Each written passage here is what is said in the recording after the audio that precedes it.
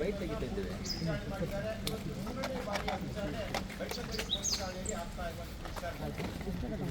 ಆಯ್ತಾ? ಆಯ್ತಲ್ಲ?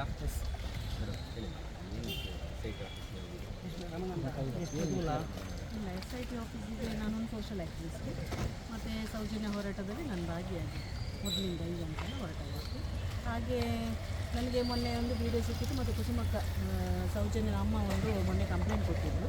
ಅದರಲ್ಲಿ ಚಿನ್ನಯ್ಯನ ಬಗ್ಗೆ ಅವರು ಹೇಳಿದರು, ರವಿ ಪೂಜಾರಿ ವಿಷಯದಲ್ಲೆಲ್ಲ ನಮಗಿದ್ದ ಕಾರಣ ನಮ್ಮದು ಒಂದು ತನಿಖೆ ಮಾಡಬೇಕು. ಹಾಗೆ ನನ್ನ ಇಲ್ಲಿ ಒತ್ತಡ ಒಂದು ಸೋಷಲ್ ವರ್ಕರ್ ಆಗಿ ನಾವು ಯಾವತ್ತೂ ಹೇಳ್ತೇವೆ, ಕೆಲವು ಸಾಕ್ಷ್ಯಗಳು ನಾಶ ಆಗಿದ್ದಾವೆ, ಕೆಲವರು ತೀರಿ ಹೋಗಿದ್ದಾರೆ, ಎಂತ ಅಂತೇಳಿ ಕೆಲವು ಕೇಸಸ್ಗಳು ಇಲ್ಲಿ ಆಗಿದೆ. ನಾವು ಹೇಳ್ತಾ ಇದ್ದೇವೆ ಯಾರ್ಯಾರು ಹೇಗೆ ತೀರಿ ಹೋಗಿದ್ರು ಅಂತ. ನನ್ನ ಒಂದು ಇಲ್ಲಿ ಕೊಟ್ಟ ಮನವಿ ಏನಂದರೆ, ಇನ್ನೀಗ ಚಿನ್ನಯ್ಯನ SIT ತನಿಖೆ ಆದ ನಂತರ ಅವನಿಗೂ ಸಹ ಏನಾಗ್ತದೆ ಅಂದರೆ ನಮಗೆ ಗೊತ್ತಿಲ್ಲ. ಒಂದು ಮುಖ್ಯ ಸಾಕ್ಷ್ಯ ಈಗ ನಮಗೆ ಚಿನ್ನಯ್ಯ ಸೌಜನ್ಯ ವಿಷಯದಲ್ಲಿ. ಹಾಗಾಗಿ ಇನ್ನು ಮುಂದೆ ಅವನು ಹೊರಗೆ ಬಂದು ಏನಾದರೂ ಅವನ ಜೀವಕ್ಕೆ ಹಾನಿ ಆಗಬಾರ್ದು. ಹಾಗಾಗಿ SIT ಅವರಿದ್ರ ಜವಾಬ್ದಾರಿ ತಗೊಂಡು ಅವನಿಗೆ ಸೂಕ್ತ ಒಂದು ರಕ್ಷಣೆ ಕೊಡಬೇಕು ಅಂತ ನಾನೊಂದು ಮನವಿ ಕೊಡಲಿಕ್ಕೆ ಬಂದದ್ದು. ಹೌದೌದು, SIT ಯಾಕೆಂದರೆ ಏನಿದ್ರು ಮುಂದಿನ ತನಿಖೆಗೆ ಅವ್ನು ನಮಗೆ ಸೌಜನ್ಯ ಕೇಸಿಗೆ ಬೇಕು, ಒಂದು ಮುಖ್ಯ ಸಾಕ್ಷಿಗಾರರಾಗಿ ಬೇಕು. ಇನ್ನು ಎಲ್ಲ ಸಾಕ್ಷ್ಯ ಈಗ ಹೋದಾಗೆ ಚಿನ್ನಯ್ಯನ ಜೀವಕ್ಕೆ ಏನಾದರೂ ಆಗಬಾರ್ದು. ಹಾಗಾಗಿ SIT ಅವರು ಇದರೊಂದು ಜವಾಬ್ದಾರಿ ತಗೊಳ್ಬೇಕು ಅಂತ ನನ್ನ ವೈಯಕ್ತಿಕ ಮನವಿಯನ್ನು ಕೊಡಬೇಕು. ಅದಕ್ಕೂ ನನಗೆ ಗೊತ್ತಿಲ್ಲ, ನಾನು ಸೌಜನ್ಯ ಕೇಸಲ್ಲಿ ಬಂದದ್ದು. ಯಾಕೆ ನಮಗೂ ಒಂದು ಈಗ ಗೊತ್ತಾಯಿತು, ಮೊನ್ನೆ ರವಿ ಪೂಜಾರಿ ಬಗ್ಗೆ ಸಹ ನಾನು ವಿಡಿಯೋದಲ್ಲಿ ಮಾಡುವಾಗ ಒಳ್ಳೆ ಕ್ಲಾರಿಟಿ ಕೊಟ್ಟಿದ್ದಾನೆ. ನಾವು ಸಹ ಅದನ್ನೇ ಹೇಳ್ತಾ ಬಂದದ್ದು. ನಾನೀಗ ಕೆಲವರ ಹೆಸರು ಕೊಟ್ಟಿದ್ದೇನೆ, ಇದು ಯಾರ್ಯಾರು ಸತ್ತು ಹೋಗಿದ್ದಾರೆ ಅಂತ. ನೆಕ್ಸ್ಟ್ ಇದೇ ರೀತಿ ಚಿನ್ನಯ್ಯನಿಗೆ ಬರಬಾರ್ದು ಅಂತ. ಹಾಗೆ ನನ್ನ ಒಂದು ಕಳಕಳಿಯಿಂದ ಆ್ಯಸ್ ಎ ಸೋಷಲ್ ವರ್ಕರ್ ಆಗಿ, ಸೌಜನ್ಯ ಒಂದು ಹೋರಾಟಗಾರ್ತಿಯಾಗಿ ಸೌಜನ್ಯ ನ್ಯಾಯ ಸಿಗಬೇಕೋಸ್ಕರವಾಗಿ ನಾನು ಹೋರಾಟ ಮಾಡಿದ್ದಿರುವ ಕಾರಣ ಈ ಒಂದು ಮನವಿ ಇವತ್ತು ಕೊಟ್ಟಿದ್ದೇನೆ. ಸ್ಪಂದನೆ ಮಾಡಿದರು ಒಳ್ಳೆ. ಈಗ ಸಹಾಯಕ ಆಫೀಸರ್ ಇದ್ದರು, ತೊಗೊಂಡ್ರು, ಅಧಿಕಾರಿಗಳಿಗೆ ಕಾಲ್ ಮಾಡಿ ಹೇಳಿದರು. ಹಾಗೆ ಅಕ್ನಾಲೇಜ್ಮೆಂಟ್ ಕೊಟ್ಟು ಜವಾಬ್ದಾರಿ ತೊಗೊಳ್ತೇನೆ ಅಂತ ಹೇಳಿದರು. ಬೆಳ್ತಂಗಡಿ ಠಾಣೆಗೆ ನಾನು ನಿಮಗೆ ಹೇಳಲೇಬೇಕು, ಯಾಕೆಂದರೆ ಸೌಜನ್ಯನ ಅಮ್ಮನನ್ನು ನಾನು ಕರ್ಕೊಂಡ್ಬರ್ತಾ ಇದ್ದೇನೆ. ಯಾಕೆಂದರೆ ಸೌಜನ್ಯನ ಅಮ್ಮ ಒಂದು ವಿಕ್ಟಿಮ್ನ ಅಮ್ಮನನ್ನು ಯಾವ ರೀತಿ ತೇಜೋವಧೆ ಮಾಡ್ತಾರಂತ ನಿಮಗೂ ಗೊತ್ತಿರ್ಬೋದು. ಮಾಧ್ಯಮಕ್ಕೆ ಎಲ್ರಿಗೂ ಗೊತ್ತುಂಟು, ಸೋಷಿಯಲ್ ಮೀಡಿಯಾದಲ್ಲೇ ಆಗಲಿ ಪ್ರತಿಯೊಂದು ಮಾಧ್ಯಮದಲ್ಲಿ ಸೌಜನ್ಯನ ಫೋಟೋ ಹಾಕ್ಕೊಂಡು ಆ ತಾಯಿಯನ್ನು ಯಾವ ರೀತಿಯಲ್ಲಿ ಒಂದು ಮಾಧ್ಯಮ, ಅದಕ್ಕಿಂತ ನಾನು ಎಲ್ಲ ಮಾಧ್ಯಮ ಹೇಳೋದಿಲ್ಲ, ಕೆಲವು ಮಾಧ್ಯಮಗಳು ನನ್ನನ್ನು ಸೇರಿಸಿ ಯಾವ ರೀತಿಯಲ್ಲಿ ಮಾಧ್ಯಮ ಧರ್ಮ ಬಿಟ್ಟು ನಮ್ಮನ್ನು ಬಿಡಿ, ನಾನು ಎಲ್ಲದಕ್ಕೂ ರೆಡಿ ಇದ್ದೇನೆ ಹೋರಾಟಗಾರ್ತಿಯಾಗಿ. ಆದರೆ ಸೌಜನ್ಯನ ತಾಯಿನ ಈ ರೀತಿ ಮಾಡುವಾಗ ನಾನು ಈ ಸಲ ನಾವು ಲೇಟ್ ಆಯಿತು ಕಂಪ್ಲೇಂಟ್ ಕೊಡೋದು. ಮೊನ್ನೆ ನಾನು ನ್ಯಾಷನಲ್ ಹ್ಯೂಮನ್ ರೈಟ್ಸ್ ಬರುವಾಗ ಅವರಿಗೂ ನಾನು ಕೊಟ್ಟಿದ್ದೆ ಈ ರೀತಿ ಮಾಡೋದಕ್ಕೆ. ಯಾಕೆಂದರೆ ಅವರು ಹೇಳಿದರು ಸುಮೋಟೋ ಕೇಸ್ ಆಗಬೇಕಿತ್ತು, ಈ ರೀತಿ ಯಾಕೆ ಬಿಟ್ಟಿದ್ದಾರೆ ಅಂತ ನಮಗೆ ಗೊತ್ತಿಲ್ಲ ಅಂತ ಹೇಳುವಾಗ ನಾನು ಹ್ಯೂಮನ್ ರೈಟ್ಸಿಗೂ ಕೊಟ್ಟಿದ್ದೇನೆ ಮೊನ್ನೆ ಹೋಗಿ ಭೇಟಿಯಾಗಿ. ಈಗ ಹೋಗಿ ನಾನು ಕಂಪ್ಲೇಂಟ್ ಇಲ್ಲಿ ಕೊಡ್ತಾ ಇದ್ದೇನೆ ಬೆಳ್ತಂಗಡಿ. ಯಾರೆಲ್ಲ ಕುಸುಮಕ್ಕನಿಗೆ ತೇಜೋವಧೆ ಮಾಡ್ತಿದ್ದಾರೆ, ಯಾಕೆಂದರೆ ಫೇಕ್ ಐಡಿಗಳಲ್ಲೆಲ್ಲ ಕೆಲವು ರಿಯಲ್ ಐಡಿಗಳಲ್ಲೂ ಮಾಡ್ತಾ ಇದ್ದಾರೆ.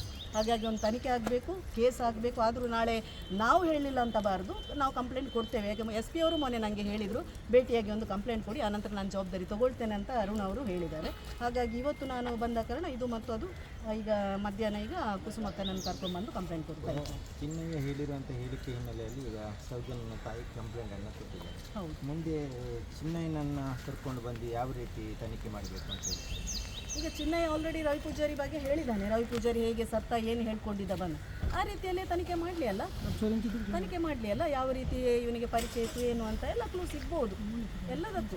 ತನಿಖೆ ಮಾಡು, SIT ತನಿಖೆ ಮಾಡಿ ಯಾವುದಾದ್ರೂ ಸಿಗ್ತದೆ ಅಂತ ನಮಗೆ ಗೊತ್ತು. ಸೌಜನ್ಯನ ಕೇಸ್ ಸಹ ಮುಂದೆ ಮುನ್ನೆಲೆಗೆ ಬರಬೇಕಂತಲೇ ಹೇಳೋದು, ನಾವು ಬರಬೇಕು.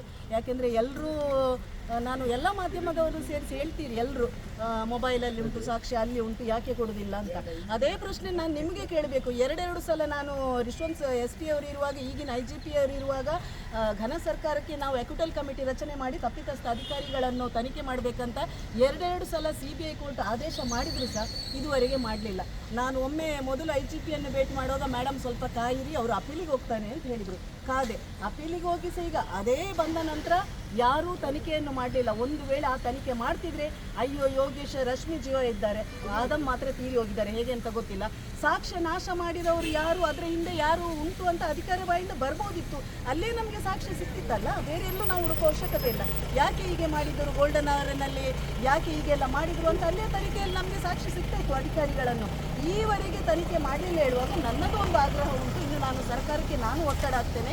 ಈ ಕೇಸಲ್ಲಿ ನೀವು SIT ತನಿಖೆಗೆ ನೀವು ಕೊಟ್ಟಿದ್ದೀರಲ್ಲ, ಸೌಜನ್ಯ ಕೇಸಲ್ಲಿ SITಗೆ ತನಿಖೆ ಮಾಡಿಸಿ ಅಕ್ವಿಟಲ್ ಕಮಿಟಿ ಅಧಿಕಾರಿಗಳನ್ನು ಯಾರು ತಪ್ಪಿತಸ್ಥರು ಅವರನ್ನು ತನಿಖೆ ಮಾಡಿ ಅಂತ ನಾನಂತೂ ಖಂಡಿತ ಒತ್ತಾಯ ಮಾಡ್ತೇನೆ. ಇದು ನಾನು ಈಗ ಅಲ್ಲ, ನಾನು ಬೇಕಾದ್ರೆ ನಿಮಗೆ ನಾನು ಕೊಡ್ತೇನೆ. SPಗೆ ಅವರಿಗೆ ಕೊಟ್ಟಿದ್ದೆ, IGP ಅವರಿಗೆ ಕೊಟ್ಟಿದ್ದು, ಯಾವತ್ತೂ ಕೊಟ್ಟಿದ್ದೆ. ಚುನಾವಣೆ ಮೊದಲು MP ಚುನಾವಣೆ ಮೊದಲೇ ನಾನು ಕೊಟ್ಟಾಗ ಮಾಡ್ತೇನೆ.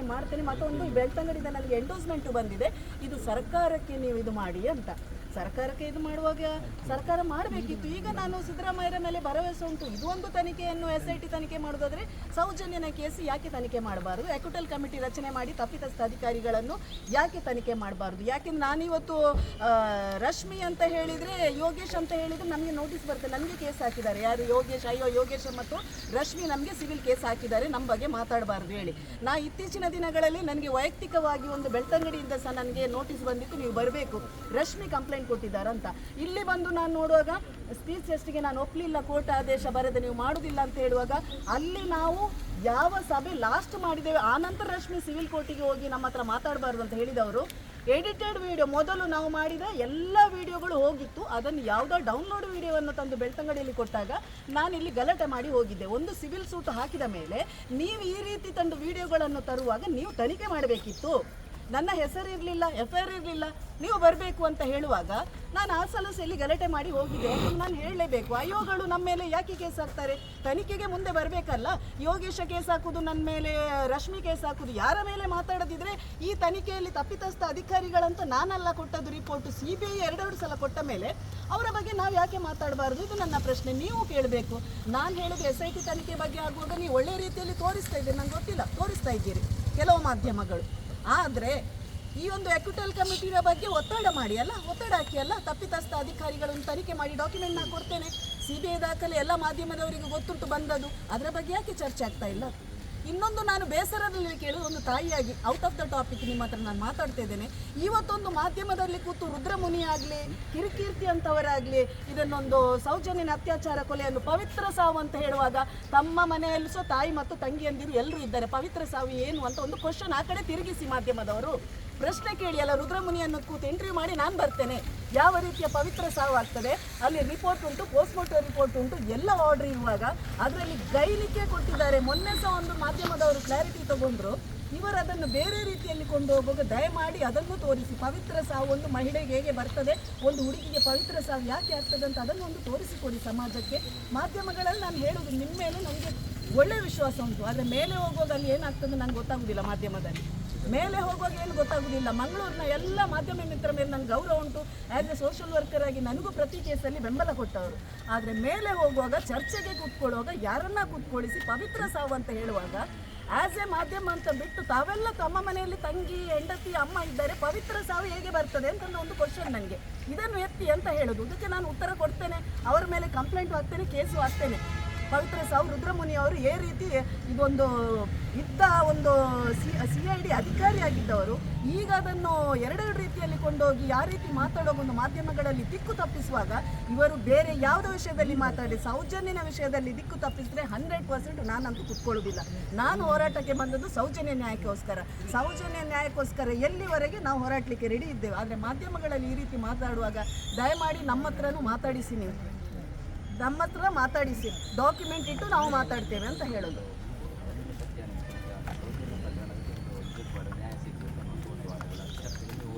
ಹೌದು.